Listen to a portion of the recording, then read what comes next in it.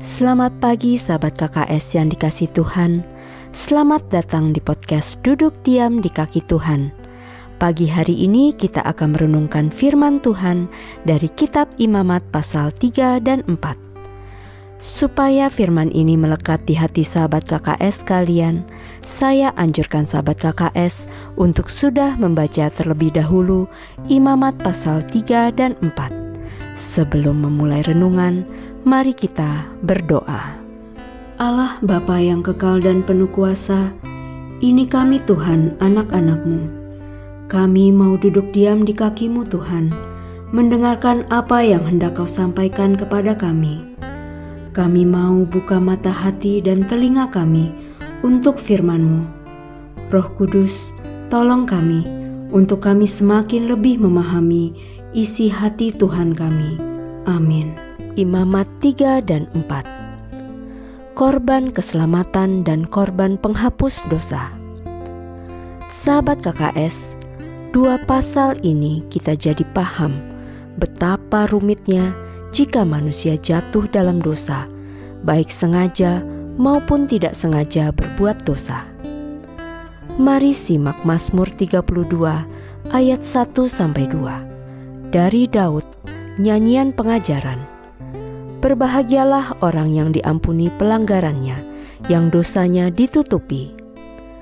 Berbahagialah manusia yang kesalahannya tidak diperhitungkan Tuhan dan yang tidak berjiwa penipu. Simak juga Roma 4 ayat 7-8. Berbahagialah orang yang diampuni pelanggaran-pelanggarannya dan yang ditutupi dosa-dosanya. Berbahagialah manusia yang kesalahannya tidak diperhitungkan Tuhan kepadanya. Bapak Ibu KKS yang baru gabung, sudah kita layani doa pelepasan, doa pembatalan perjanjian dengan roh-roh dunia. Ada yang setelah didoakan masih perlu proses beberapa waktu untuk hidupnya menyelaraskan firman dan hidup dalam roh. Ada yang habis didoakan langsung bisa tidur nyenyak karena ada damai sejahtera. Korban yang sempurna telah Bapa sediakan, yaitu tubuh dan darah Yesus Kristus. Berbahagialah orang yang diampuni dosa-dosanya, dipulihkan hubungannya dengan Bapa di surga. Mengapa begitu rumit waktu hidup kita dalam dosa dan begitu rumit untuk mendapatkan pengampunan? Harus Yesus Kristus yang dikorbankan. Betapa Bapa itu sangat kudus. Kita datang juga dengan kekudusan, bukan hasil usaha kita, tapi harus datang kepada Yesus Kristus, didamaikan dosanya melalui darah Yesus. Sahabat KKS, masih mau hidup dengan standar dunia? Jika Bapa sudah menyediakan yang terbaik, mari cangkokkan hidup kita pada Yesus Kristus, firman, dan hidup dalam roh, jangan daging, sebab daging pasti dibakar. Simak Yohanes 15 ayat 4. Tinggallah di dalam aku, dan aku di dalam kamu. Sama seperti ranting yang tidak dapat berbuah dari dirinya sendiri, kalau ia tidak tinggal pada pokok anggur, demikian juga kamu tidak berbuah, jikalau kamu tidak tinggal di dalam aku. Ranting yang tidak berbuah dibakar, dibuang, dicampakkan dalam api. Makanya, orang yang berkeras dengan dosanya, biasanya tubuhnya atau dagingnya sakit karena kena api Tuhan. Bertobatlah. Jika Tuhan sudah menyediakan pengampunan, mengapa berkeras dengan kesombongan dan kebenaran diri sendiri? Mari kita simak Imamat 3 ayat 1. Jikalau persembahannya merupakan korban keselamatan, maka jikalau yang dipersembahkan itu dari lembu, seekor jantan atau seekor betina, haruslah ia membawa yang tidak bercela ke hadapan Tuhan. Simak Imamat 4 ayat 20. Beginilah harus diperbuatnya dengan lembu jantan itu, seperti yang diperbuatnya dengan lembu jantan korban penghapus dosa.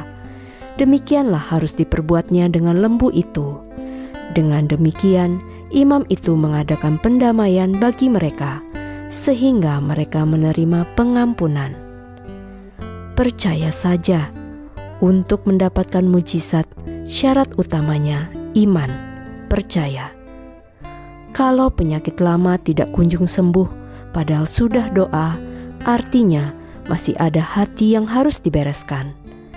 Cepat lambatnya pemulihan tergantung dari kita sendiri yang sudah menyediakan hati hancur, hati bersih, bukan hati yang keras dan sombong. Mari simak Mazmur 24 ayat 3-4. Siapakah yang boleh naik ke atas gunung Tuhan? Siapakah yang boleh berdiri di tempatnya yang kudus? Orang yang bersih tangannya dan murni hatinya, yang tidak menyerahkan dirinya kepada penipuan dan yang tidak bersumpah palsu. Itu dasarnya. Renungkan ini. Biasanya orang-orang hanya mengambil ayat terakhir, jagalah hatimu dengan segala kewaspadaan, tetapi telinga dan matanya terarah pada vonis dokter, bukan pada janji Tuhan. Kita simak Amsal 4 ayat 20-23. Hai anakku, perhatikanlah perkataanku, arahkanlah telingamu kepada ucapanku.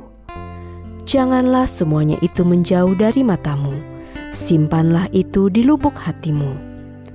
Karena itulah yang menjadi kehidupan bagi mereka yang mendapatkannya dan kesembuhan bagi seluruh tubuh mereka. Jagalah hatimu dengan segala kewaspadaan, karena dari situlah terpancar kehidupan. Contoh orang stroke, telinga dan matanya tertuju pada keadaan tubuhnya yang kaku, tidak bisa bergerak. Ya, mungkin hatinya sudah mulai bersih, tapi telinga dan matanya tertuju pada kondisi tubuhnya. Maka imannya tidak bisa bekerja. Jadi, bagaimana harusnya? Mata telinga arahkan kepada janji Tuhan. Hatinya dijagai, tetap fokus sama Tuhan. Kerjasama yang bagus, hati, mata, telinga akan membuat mujizat terjadi. Bagaimana melihat diri saya sudah terhubung dengan surga, dengan ruang tahta? Masih ingat Yehezkiel 47 ayat 1-12? Kalau kita berkata, 3 kabel dalam diriku sudah tersambung, Roma 14 ayat 17, hidup dalam kebenaran, damai sejahtera, sukacita, tapi kok aku mendoakan anakku belum ada perubahan? Artinya, dalam diri kita masih ada aliran air pahit, belum bisa mengalirkan air hidup, sehingga anak yang sakit kita doakan tidak ada perubahan. Dalam Markus 16 ayat 16-20, sudah dikatakan dalam diri kita ada aliran yang bisa menyembuhkan.